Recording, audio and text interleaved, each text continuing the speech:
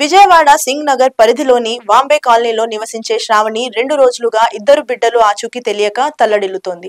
శనివారం ఉదయం కూలి పనుల కోసం వెళ్లిన శ్రావణికి కొద్దిసేపటికి వాంబే కాలనీ మునిగిపోయిందన్న సమాచారం తెలియడంతో గుండెలు అవిసిపోయాయి. 36 గంటల నుంచి తన కుమారుడు, కుమార్తె ఇంట్లో చిక్కుకుని ఉన్నారని, కనీసం వారి పరిస్థితి ఎలా ఉందో కూడా తెలియడం లేదంటూ విలపిస్తోంది. ప్రకృతి విపత్తులకు ప్రధాన కారణం ఏంటి? రియల్ ఎస్టేట్, సహజ వనరుల వినియోగం, ప్రభుత్వం, డెవలప్మెంట్. చిన్నారులు ఇద్దరు 10 ఏళ్ల లోపు వారే కావడంతో ఎలా ఉన్నారో అంతుపట్టక నిద్ర ఆహారాలు లేకుండా కుమిలిపోతోంది. అధికారులకు తన మొర చెప్పుకుందామని వెళ్తే వినిపించుకునే నాదుడే లేకుండా పోయాడని కన్నీరు మున్నీరవుతోంది. నా కన్నిటిని ఎవరూ పట్టించుకోవడం లేదు. కడుపున పుట్టిన బిడ్డలు విపత్కర పరిస్థితిలో ఉన్నారు. ప్రభుత్వ పెద్ద నా సమస్యను ఆలకించడం లేదు అంటూ రోధిస్తోంది.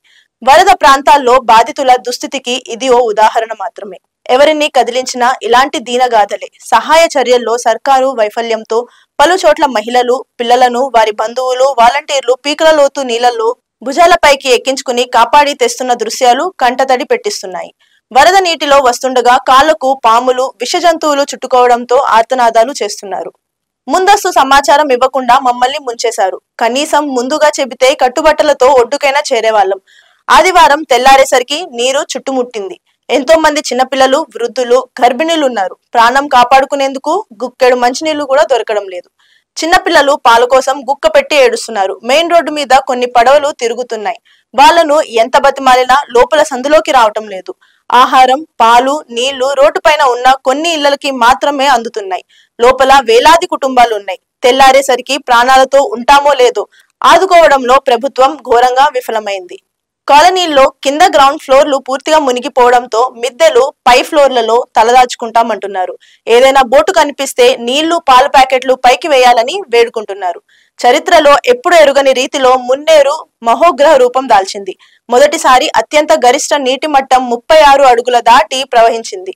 శనివారం రాత్రి వరకు శాంతంగానే ఉన్న మున్నేరు ఆ తర్వాత రోజు ఉదయం ఆదివారం తన ప్రతాపాన్ని చూపిస్తూ సాయంత్రానికి ఉగ్ర రూపాన్ని దాల్చింది. దీంతో మున్నేరు వాగు ముంపు పరివాహక ప్రాంతాల ప్రజలు కకావికలమయ్యారు. ఎటు చూసినా వరద నీటితో ఒక చెరువును తలపించింది. కాదు, నదినే పొంగి వెళుతుందా అన్నట్లు ప్రవాహం సాగింది. నీటిలో చిక్కుకున్న దానవాయిగూడెం కాలనీ, మేకల నారాయణ నగర్, గణేష్ నగర్, సారథి నగర్, AFCI గోదాం ప్రాంతం, Padmavathi Nagar, Bokkalagadda, pumping well road, Motinagar, Mekala Venkateswara Nagar, Dhamsalapuram కాలనీల్లో సోమవారం ఎటు చూసినా వరదనే కనిపించింది. ఈ దృశ్యాలను చూస్తే హృదయం ద్రవించుకుపోవాల్సిందే. మున్నేరు ముంచడంతో ప్రాణాలు దక్కించుకోవడానికి కట్టుబట్టలతో వెళ్లిన బాధితులు తిరిగి ఇళ్లకు వచ్చేసరికి శాంతం తన ఒడిలోకి ఊడ్చేసుకుంది.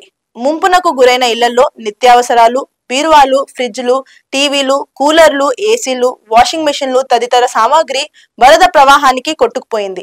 పదుల సంఖ్యలో వాహనాలు దెబ్బతినగా విద్యార్థుల పుస్తకాలు, ధృవపత్రికలు, ఆధార్ కార్డులు, రేషన్ కార్డులు తడిసి ముద్దయ్యాయి. ఈ ప్రళయానికి ఒక్కొక్క కుటుంబానికి సుమారు 3 లక్షల మేర నష్టం వాటిల్లిందని బాధితులు తెలిపారు.